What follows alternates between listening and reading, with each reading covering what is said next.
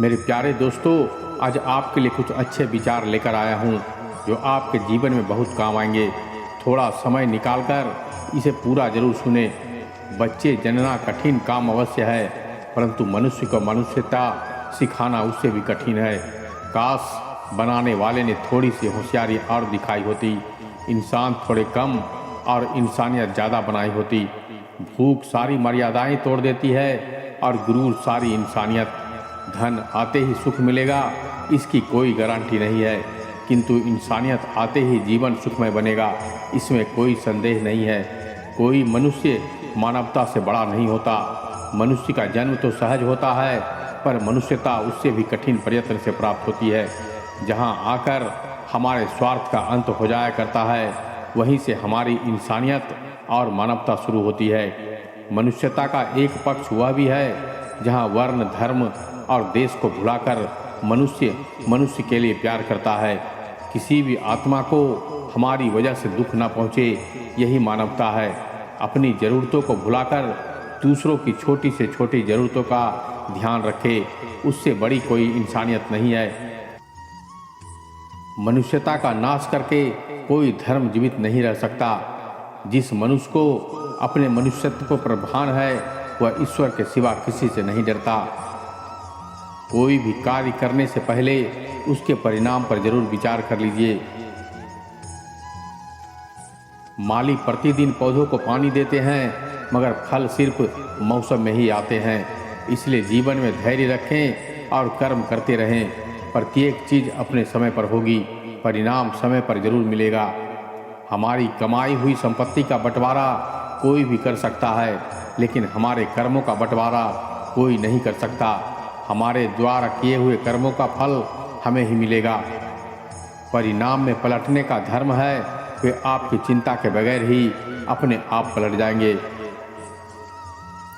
स्वार्थ और शरारत हमेशा दुखदायी परिणाम लाने वाला होता है, इसलिए स्वार्थी और शरारती लोगों से बचकर रहना चाहिए। सुलझा हुआ मनुष्य वह है जो अपने निर्णय स्वयं करता है और उन निर्णयों के परिणाम के लिए किसी दूसरे को दोष नहीं देता। जब हम बहाना बनाना बंद कर देते हैं तो हमें परिणाम भी मिलने लग जाते हैं। गीता में लिखा है कि कर्म करो, फल की चिंता मत करो। जो व्यक्ति सत्य बोलने का साहस करता है, उसको परिणाम भोगने की शक्ति भी परमात्मा अवश्य देता है। जैसा परिणाम चाहिए वैसा परिश्रम करो। न नरक में मिलेगा न स्वर्ग में मिलेगा।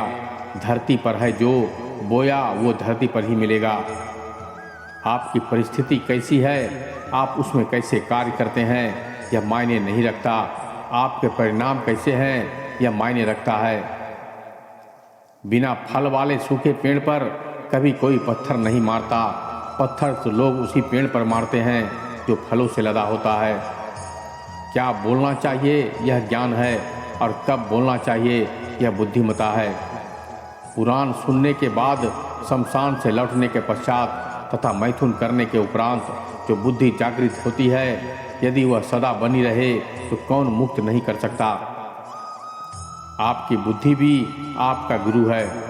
अज्ञानता का आभास करना ही बुद्धिमता है।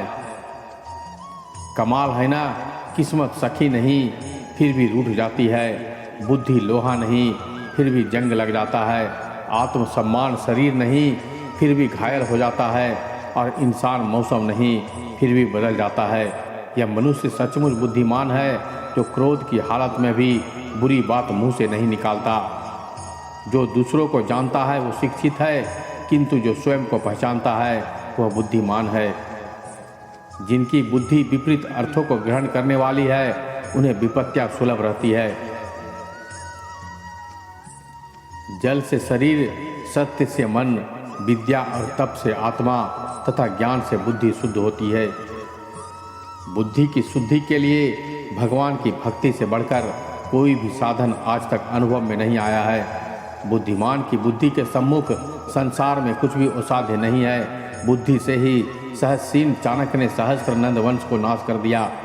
बुद्धिमान मनुष्य मूर्खों से जितनी शिक्षा प्राप्त करते हैं, उतनी मूर्ख बुद्धिमान से बुद्धिमान विवेक से, साधारण मनुष्य अनुभव से, अज्ञानी आवश्यकता से और स्वभाव से सीखता है। बुद्धिमान वह नहीं जो बहुत सी बातें जानता हो, बल्कि यह है जो काम की बातें अधिक जानता हो। तो मेरे प्यारे मित्रों, ये वीडियो आपको कैसा लगा? अगर वीडियो पसंद आई हो तो एक लाइक कीजिएगा, अपने दोस्तों और रिश्तेदारों के साथ शेयर कीजिएगा। और अगर हमारे चैनल से आप जुड़ना चाहते हैं तो इसे सब्सक्राइब कर लीजिएगा। तो मिलते हैं एक और ज्ञान भरी बातों के साथ। तब तक के लिए धन्यवाद।